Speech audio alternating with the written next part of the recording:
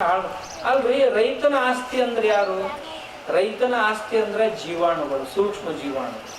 ಅವು ಎಷ್ಟು ಸಾವಿರ ಸಾವಿರ ಸಾವಿರ ಪ್ರಕಾರದ ಜೀವಾಣುಗಳು ಭೂಮಿಯೊಳಗದಾವ. ನಿನಗೆ ಯೂರಿಯಾ ಬೇಕು, ತಕ್ಷಣ ಎದ್ದು ಬಿಡ್ತಾವ. ಅವೆಲ್ಲ ಜೀವಾಣುಗಳಲ್ಲಿ ಎರಡು ಪ್ರಕಾರ, ಸವಾತೀಯ ಜೀವಾಣುಗಳು, ಅವಾತೀಯ ಜೀವಾಣುಗಳು ಅಂತ. ಸವಾತೀಯ ಜೀವಾಣುಗಳು ಯಾವಾಗಲೂ ಯಾಕೆ ಇರ್ತಾವ, ತಮ್ಮ ಕೆಲಸ ಮಾಡ್ತಿರ್ತಾವ. ಅವಾತೀಯ ಜೀವಾಣುಗಳು ಕೆಲವು ಇರ್ತಾವು, ಅವು ಯಾವಾಗಲೂ ಮಲ್ಕೊಂಡಿರ್ತಾವ. ಅವಕ್ಕೆ ಸಂದೇಶ ಬಂತು, ಹೇಳೋ ನಿನ್ ಕೆಲಸ ಬಂದೈತಿ ಈಗ ಅಂತಂದು ಕೂಡಲೇ ಧಡಕ್ಕನೆ ಎದ್ದು ತನ್ನ ಕೆಲಸ ಶುರು ಮಾಡಿ ಆ ಬೆಳೆಗೆ ಏನು ಬೇಕಾದದ್ದನ್ನು ಕೊಟ್ಟು ಮತ್ತೆ ಮಲ್ಕೊಂಡು ಬಿಡ್ತಾವ. ಅವಕ್ಕೆ ಅವಾತೀಯ ಜೀವಾಣುಗಳು ಅಂತ ಕರೀತಾರೆ. ಅವು ಭೂಮಿ ಒಳಗದಾವ. ಅವನ್ನ ನೀನು ಯೂರಿಯಾ, DAP, ಸೂಪರ್ ಫಾಸ್ಫೇಟ್ ಏನೇನು ಹಾಕಿ ಹಗಲು ರಾತ್ರಿ ಕೊಂಡು ಕೆಲಸ ಮಾಡ್ತೀವಿ. ಅವು ಏನು ಸಾಯ್ತವಲ್ಲ, ಆ ಸತ್ತುದರ ಪಾರ್ಥಿವ ಕಳೆಬರ ಅಂತ ಏನಿರ್ತ ಅದು ನಮ್ಮ ಬೆಳೆಯ ಆಹಾರ. ನಾವು ಕೊಟ್ಟ ಗೊಬ್ಬರ ಆಹಾರ ಅಲ್ಲ. ಗೊಬ್ಬರ ಹಾಕಿ ಕೊಂದಾಗ ಆ ಜೀವಾಣುಗಳೇನು ಸಾಯ್ತವಲ್ಲ, ಸತ್ತ ನಂತರ ಅವುಗಳ ಪಾರ್ಥಿವ ನಮ್ಮ ಬೆಳೆಗಳಿಗೆ ಆಹಾರ. ಮತ್ತು ಚಲೋನ ಆತಲ್ರಿ ಅಂತ ನೀವು ಅನ್ಬಹುದು. ಹೌದು, ಸಾಯಬಾರ್ದು ಕಾಲಕ್ಕೆ ಸತ್ತು ಅಂದ್ರೆ ಮುಂದೆ ಹೊಸದವರನ್ನು ಹುಟ್ಟಿಸೋರು ಯಾರು? ಹೊಸ ಜೀವಾಣುಗಳ ಸೃಷ್ಟಿ ಮಾಡೋರು ಯಾರು? ಅವಕ್ಕೆ ನೈಸರ್ಗಿಕ ಮೃತ್ಯು ಬಂದು ಸಾಯಬೇಕು. ಆ ಪಾರ್ಥಿವ ಇವುಗಳಿಗೆ ಆಹಾರ ಆಗ್ತದೆ ಬೆಳೆಗಳಿಗೆ. ಅವುಗಳಲ್ಲಿ ಒಂದು ದೊಡ್ಡ ಶಕ್ತಿ ಐತಿ, ಸಾಮರ್ಥ್ಯ. ಅವು ನಿಮ್ಮಂಗ ಮಾತಾಡಂಗಿಲ್ಲ, ಆದ್ರೆ ದೇವರು ಅವಕ್ಕೂ ಬುದ್ಧಿ ಕೊಟ್ಟಾನ. ಮನುಷ್ಯ ತಾನು ಬಿಟ್ಟರು ಉಳಿದವ್ರು ಎಲ್ಲರೂ ಬುದ್ಧಿ ಇಲ್ದವ್ರು ಅಂತ ತಿಳ್ಕೊಂಡಾನ. ಹಂಗೇನಿಲ್ಲ. ಕಾಡಿನೊಳಗೆ ಆನೆಗಳು ಬದುಕ್ತಾವು, ಗಂಡು ಹೆಣ್ಣು ಗುಂಪು ಗುಂಪಾಗಿ ಬದುಕ್ತಾವು. ಮತ್ತೊಂದು ಪ್ರಾಣಿ ಯಾವರ ಬಂದು ಅಂತಂದ್ರ ಅವೆಲ್ಲವೂ ಕೂಡಿ ಎದುರಿಸಿ ಅವುಗಳನ್ನ ದೂರ ಓಡಿಸ್ತಾವ್, ಬದುಕು ಪ್ರಯತ್ನ. ಅಷ್ಟು ಬುದ್ಧಿ ದೇವರು ಅವ್ರು ಕೊಟ್ಟಾನ. ಕುದುರೆಗಳಂತಿರ್ತಾವ, ಅವಕ್ಕೆ ದೇವರ ಸಾಮರ್ಥ್ಯ ಕೊಟ್ಟದ್ದು ಹಿಂಗಾಲ. ಎಂತ ಹುಲಿ ಸಿಂಹ ಬಂದ್ರು ಕಾಲೇ ಜಾಡಿಸಿ ಒದ್ದ ಹಲ್ಲು ಮುರಿದು ತಾವು ಬದುಕ್ತಾವ ಅಡಿವಾಗ. ಜಿರಾಫ್ಗಳಂತದಾವು, ಅವನು ಒಂದ್ ವೇಳೆ ಯಾವ್ದಾದ್ರು ಪ್ರಾಣಿಗಳು ತಿನ್ನಾಕ್ ಬಂದು ಅಂತಂದ್ರ ಹಿಂಗಾಲ್ನ್ಯಾಗ ಹಾಕಿ ತುಳಿದು ಕೊಂತಾವ್. ಇಂಥ ಸಾಮರ್ಥ್ಯ ದೇವರ ಕೊಟ್ಟಾನ, ಬುದ್ಧಿನೂ ಕೊಟ್ಟಾನ.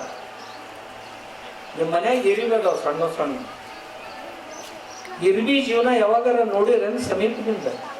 ಒಕ್ಕಲ್ಗಾರದೇನು ನೀವು ಹೊಂದಾಗ ಅವು ಇರಾಕಬೇಕು. ಅವ್ರ ಜೀವನ ನೋಡಿರೇನು? ನೋಡಿಲ್ಲ. ಇರುವೆಗಳೊಳಗೂ ಸಹಿತ ಒಂದು ದೊಡ್ಡ ಸಮೂಹ ಇರ್ತದೆ. ಆ ಸಮೂಹಕ್ಕೆ ಒಬ್ಬ ಪ್ರಮುಖರು ಅಂತ ಇರ್ತಾರೆ. ಅವರನ್ನ ರಕ್ಷಿಸುವುದಕ್ಕಾಗಿ ಪ್ರಜೆಗಳು ಅಂತಿರ್ತಾರೆ, ಸೋಲ್ಜರ್ಸ್. ಪ್ರಜೆಗಳಲ್ಲ, ಅವ್ರು ಸೈನಿಕರಂತ ಇರ್ತಾರೆ. ಆಮೇಲೆ ಅನ್ನವನ್ನು ಹುಡುಕಾಡ್ಲಿಕ್ಕೆ ನಮ್ಮಲ್ಲಿ ಹೇಗೆ ಚಾರರು, ಗೂಡು ಚಾರರು ಇರ್ತಾರಲ್ಲ, ಹಂಗ ತಿರುಗಾಡಿ ಬೇಕಾಗುವಂತ ಅನ್ನ ಎಲ್ಲೆಲ್ಲೈತಿ ನೋಡ್ಕೊಂಡು ಬರುವಂತಹದ್ದು ಒಂದು ಸಮೂಹ ಅದ್ರೊಳಗೆ ಇರ್ತದೆ. ಇವತ್ತಿಂದ ಉಂಡು ತೀರುದ್ರೊಳಗ ನಾಳೆ ಸಲುವಾಗಿ ಹುಡುಕಾಡ್ಲಿಕ್ಕೆ ಹೋಗುವಂತ ಒಂದು ಸಮೂಹ ಹುಡುಕಾಡ್ಕೊಂಡು ಬರ್ತದೆ. ಒಂದು ವೇಳೆ ತನ್ನ ಯಜಮಾನಿ ಅಥವಾ ಯಜಮಾನ ಸತ್ತ ಅಂದ್ರ 2-3 ದಿನದೊಳಗ ಮತ್ತೊಬ್ಬ ಯಜಮಾನನನ್ನು ತಯಾರು ಮಾಡ್ಕೊತಾವ. ಅವಕ್ಕೂ ಒಬ್ಬ ಲೀಡರ್ ಇರ್ತಾರ. ಆ ಲೀಡರ್ಶಿಪ್ನೊಳಗೆ ಕೆಲಸ ಮಾಡ್ತಾರೆ. ಜೇನು ನೊಣ ನೋಡಿರ್ಬೇಕು. ಜೇನು ನೊಣಗಳು ಒಂದು ಹುಟ್ಟು ಅಷ್ಟ ನಿಮಗೆ ಕಾಣ್ತೈತೆ. ಆ ಹುಟ್ಟಿಗೆ ಒಬ್ಬಕ್ಕಿನ ರಾಣಿ ಇರ್ತಾಳೆ, ಕ್ವೀನ್ ಅಂತಾರೆ. ರಾಣಿ ಹುಳ ಅಂತ ಕರೀತಾರ ಅದು. ಆ ರಾಣಿ ಹುಳ ಏನ್ ಹೇಳ್ತೈತೆ ಅದನ್ನ ಆಕೆಯ ಸೈನಿಕರು ಅಂತಿರ್ತಾರೆ, ಆಕೆಯ ಗುಪ್ತಚಾರರು ಅಂತಿರ್ತಾರ, ಆಕೆಯ ಅನ್ನ ಶೋಧಕರು ಅಂತಿರ್ತಾರ, ಆಮೇಲೆ ಕಾರ್ಮಿಕರು ಅಂತ ಎಲ್ಲ ಹುಳುಗಳು ಇರ್ತಾರೆ. ಒಂದು ಹುಟ್ಟಿನೊಳಗೆ 2ನೇ ರಾಣಿ ಹುಟ್ಟಲಾರ್ದಂಗ ಕಾಳಜಿ ವಹಿಸ್ತಾರ. 2ನೇ ರಾಣಿ ಎಲ್ಲರ ಅಚ್ಚಿ ಕಡೆ ಕೂತ್ನಾಗ ತಯಾರಾಗ್ತಿತ್ತು ಅಂದ್ರೆ ಎಲ್ಲ ಹುಳುಗಳು ಕೂಡಿ, ಸೋಲ್ಜರ್ಸ್ ಕೂಡಿ ಆ ಹುಳುವನ್ ತಕ್ಷಣ ಕೊಂದು ಹಾಕ್ತಾವ.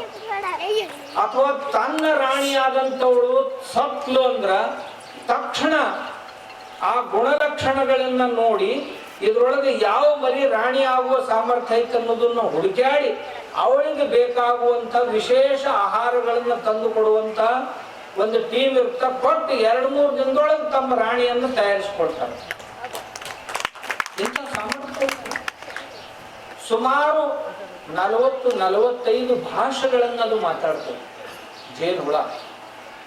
ಹೋಗು ಅನ್ಬೇಕಾತು ಅಂದ್ರೆ ಒಂದು ಪ್ರಕಾರದ ವಾಸನೆಯನ್ನ ಬಿಡುತ್ತೆ. ಎಲ್ರು ಬನ್ರಿ ಅಂತ ಹೇಳ್ಬೇಕಾಗಿತ್ತು ಅಂದ್ರೆ ವಾಸನೆಯನ್ನ ಬಿಡುತ್ತೆ. ತಲಿಮ್ಯಾಗ 2 ಕೂದಲಿರ್ತಾವ. ಒಂದು ಕೂದಲು ವಾಸನೆ ಬಿಡಾಕಿರ್ತೈತಿ, ಒಂದು ಕೂದಲು ವಾಸನೆ ಹಿರ್ಕೊಳಕಿರ್ತೈತಿ.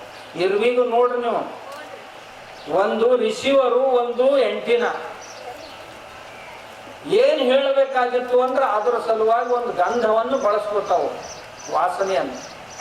ಆಪತ್ತಿನ ಸಮಯ ಬಂದಿತ್ತು ಅಂತಂದ್ರೆ ತಕ್ಷಣ ಆ ಗಂಧವನ್ನು ಬಿಟ್ಟು ಅಂತಂದ್ರೆ ಎಲ್ಲರೂ ಆಗಿಂದಾಗಲೇ ಮರಳಿ ನಡೆದು ಬಿಡ್ತಾರೆ. ಯುದ್ಧ ಒಂದೈತಿ, ತಯಾರಾಗಬೇಕು ಅಂತ ಒಂದು ಗಂಧವನ್ನು ಬಿಟ್ಟರೆ ಸಾಕು, ಎಲ್ಲರೂ ಯುದ್ಧ ಸ್ಥಿತಿಯೊಳಗೆ ಯಾರದಾರ ಅವ್ರನ್ನ ಕಡಿಲಕ್ಕೆ ಶುರು ಮಾಡಿಬಿಡ್ತಾವ. ಸತ್ರು ಚಿಂತಿಲ್ಲ, ಅವ್ರು ಬಿಡಂಗಿಲ್ಲ.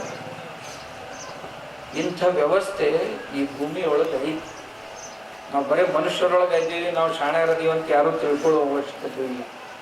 ಈ ಭೂಮಿಯೊಳಗಿನ ಜೀವಾಣುಗಳಲ್ಲಿ ನಮ್ಮ ಬೆಳೆಗಳಿಗೆ ಗಂಧಕದ ಕೊರತೆ ಆತು ಅಂತ ಅನಿಸ್ತು ಅಂದ್ರೆ ಆ ಬೆಳೆ ತಕ್ಷಣ ಸಂದೇಶವನ್ನ ಕೆಳಗೆ ಕಳಿಸ್ಕೊಡ್ತೇವೆ ತನ್ನ ಬೇರುಗಳಿಗೆ. ಆ ಬೇರಿನ ಕೆಳಗಿರುವಂತ ಮಣ್ಣಿನ ಹುಳುಗಳು ಗಂಧಕವನ್ನು ತಯಾರಿಸಿಕೊಡುವಂತ ಹುಳುಗಳು ಜಾಗೃತವಾಗಿ ತಕ್ಷಣ ಗಂಧಕ ಕಳಿಸಕ್ ಶುರು ಮಾಡಿ. ಮತ್ತೊಂದು ಕಾಪರ್ ಕಡಿಮೆ ಆಗೈತಿ, ತಾಮ್ರ ಕಡಿಮೆ ಆಗೈತಿ ಅಂತ ಹೇಳಿದ್ರೆ ತಾಮ್ರ ತಯಾರಿಸುವಂತ ಅವಾತಿಯ ಜೀವಾಣುಗಳು ಎಚ್ಚರಗೊಂಡು ತಕ್ಷಣ ಅದನ್ನ ಕಳ್ಸಕ್ ಶುರು ಮಾಡ್ತಾರೆ. ಸಿಲಿಕಾ ಕಡಿಮೆ ಆಗೈತಿ ಅಂತಂದ್ರೆ ಸಿಲಿಕಾ ಕಳ್ಸಕ್ ಶುರು ಮಾಡ್ತಾರೆ. ನೀವೇನಂತೀರ ಅದನ್ನು ಕೊಡೋ ಸಾಮರ್ಥ್ಯ ಮಣ್ಣೊಳಗೆ ಐತಿ, ಆದ್ರೆ ಮಣ್ಣನ್ನ ರೈತ ಎಲ್ಲ ಹಾಳು ಮಾಡ್ತಾರೆ. ನಮ್ಗೇನ್ ಹೇಳ್ಬೇಕಾಗಿತ್ತು ಅಂದ್ರೆ ನಮ್ಮ ರೈತರು ತಮಗೆ ಬೇಕಾದ ಮಣ್ಣನ್ನ ಹಾಳು ಮಾಡ್ತಾರೆ. ಮಣ್ಣನ್ನ ಸಮೃದ್ಧಗೊಳಿಸಿ ರೈತನಿಗೆ ಇಚ್ಛೆ ಐತಿ ಏನಂತ, ನಾ ಶ್ರೀಮಂತ ಆಗ್ಬೇಕು, ನಾನು ಸ್ವಾವಲಂಬಿ ಆಗ್ಬೇಕು, ಸ್ವಾಭಿಮಾನಿ ಆಗ್ಬೇಕು ಮತ್ತು ಸಮೃದ್ಧ ಆಗ್ಬೇಕು ಅಂತ ರೈತನ ಇಚ್ಛಾ ಐತಿ. ಬರೀ ಇಚ್ಛಾ ಇತ್ತು ಮಾತ್ರಕ್ಕೆ ಯಾವ ಕೆಲಸನೂ ಆಗೋದಿಲ್ಲ. ನೀವು ಅಂದ್ರಪ್ಪ ಈಗ ನನಗೆ ಮುಖ್ಯಮಂತ್ರಿ ಆಗ್ಬೇಕಂತೇಳಿ ಹೋಗಿ ಚಾದರ್ ತಗೊಂಡು ಶಟರ್ ಮುಕ್ಕೊಂಡ್ರೆ, ಕಾಲು ಜಟಿಗೆ ಕೊಟ್ಟು ಮುಕ್ಕೊಂಡ್ರೆ ಅಂದ್ರೆ ಆಕ್ಕಿರ ಮುಖ್ಯಮಂತ್ರಿ. ನಾ ಕಲೆಕ್ಟರ್ ಆಗ್ಬೇಕಂತೇನೆ, IAS ಪಾಸ್ ಆಗ್ಬೇಕಂತೀನಿ ಅಂತ ಹೋಗಿ ಚಾದರ್ ಹೊಚ್ಕೊಂಡು ಮುಕ್ಕೊಂಡ್ರೆ ಆಗ್ತೈತೆ. ಇಚ್ಛಾರ ನಿನ್ನ ಕಲೆಕ್ಟರ್ ಆಗುದೈತಿ, ಊಟ ನಿದ್ದೆ ಬಿಟ್ರೆ ಏನು ಮಾಡಬಾರ್ದಂತೀರಿ, ಏನ್ರ ಸಾಧ್ಯ ಆಗ್ತೈತೆ ಅಂತೀರಿ. ಮತ್ತೆ ರೈತಂದರೆ ಹೆಂಗ ನಡೆದೈತೆ ಅಂತೀರಿ ನೀವು?